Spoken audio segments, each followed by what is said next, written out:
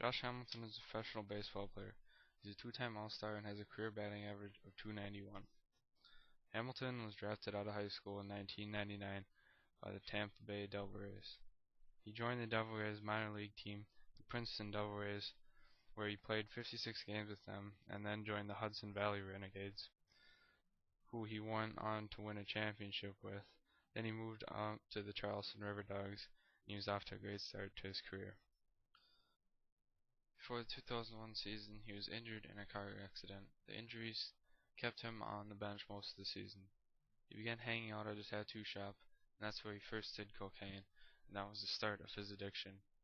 He also became an alcoholic and a cocaine addict. The drinking continued over the next couple seasons.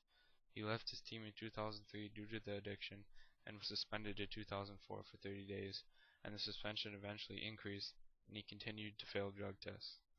Then in 2004 to 2006, he didn't even play baseball. He went to rehab several times but was never successful in getting sober. He had lost everything.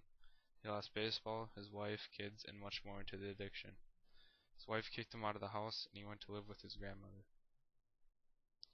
While living with his grandmother, he had a recurring nightmare of him fighting the devil, and every time he'd hit the devil, he would knock it down, but it would just bounce back up. On October 6, 2005, he got high and drunk for the last time. At the start of the 2005 season, he tried to make a comeback. He was helped by former minor league manager Roy Silver.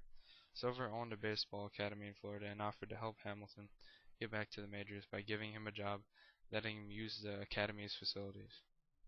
Probably the biggest help in his recovery besides his family was Johnny Nairn, his former manager's brother. He stayed with Hamilton and went everywhere he went. He handled his money and always kept him in line. If Josh wanted money to buy something, he had to go it from Nairn. Nairn made sure Hamilton would not relapse. He also found hope in God. He became very religious in his road to recovery. Hamilton stayed clean, and in 2006 was selected in the Rule 5 draft by the Cubs and was traded to the Cincinnati Reds. And in 2007, he made his major league debut with the Reds and had a good season. He stayed clean throughout the whole year, and also got his family and wife back. Then during the off-season, he was traded to the Texas Rangers. He had an awesome start to the 2008 season and selected to the 2008 All-Star Game. He was also selected to participate in the Home Run Derby, where he made history with 28 home runs in the first round. He had 13 in a row at one point. Eventually lost in the final round, but it was an incredible performance. It was one of the greatest home run derby moments ever. That 28 home runs proved he was back, and he had made it. Hamilton finished out the rest of the year strong and went on to win the Silver Slugger Award, finished 7th in AL MVP voting. In 2009, he had another great year, but was injured for part of the season and was selected to the All-Star Game again. However, in 2009, he had a relapse, and some photos of him drunk were released, but he was honest about it and moved on and is now sober and still drug-free.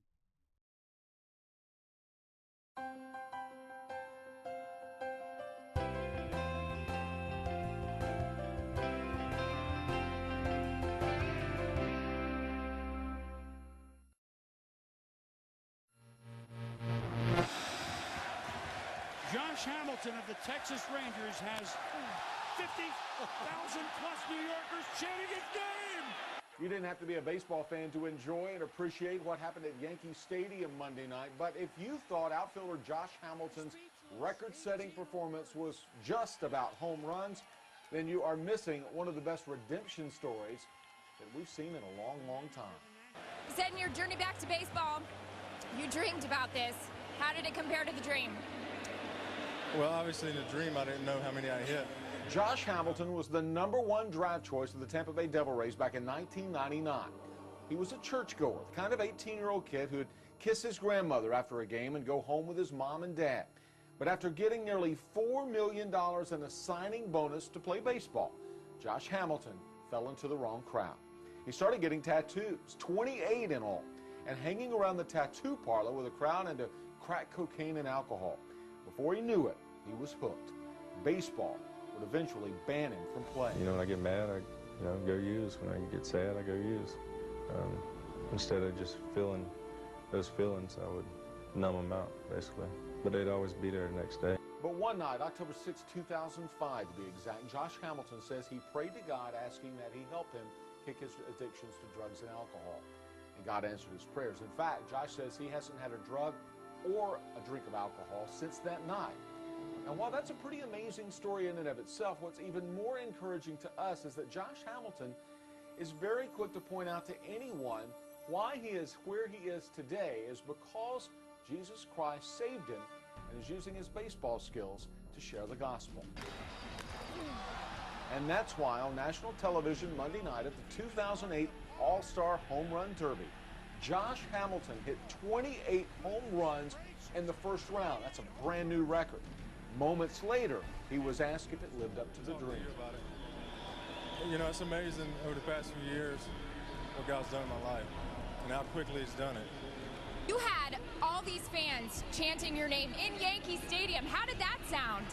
I tell you, folks, I got chills. I got chills. Thank you guys so much. Thanks, Josh. Gives me chills, too. That's this week's greatest story, never told.